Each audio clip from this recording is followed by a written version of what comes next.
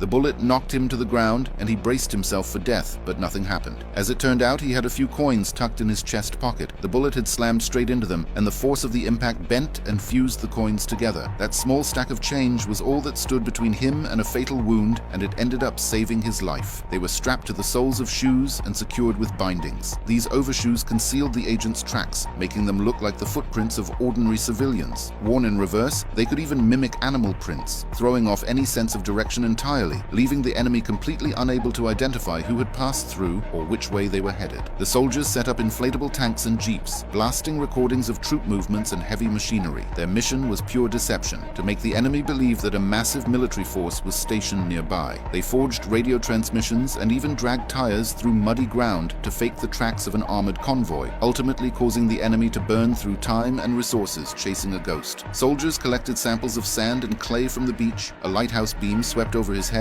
as enemy patrols closed in nearby. He sealed the sample-filled tubes and slipped back into the water. Their commanding officers needed to know whether the beach could hold up under the weight of tanks and trucks. The samples were tested and confirmed that the ground was solid and reliable. Months later, the D-Day invasion was launched.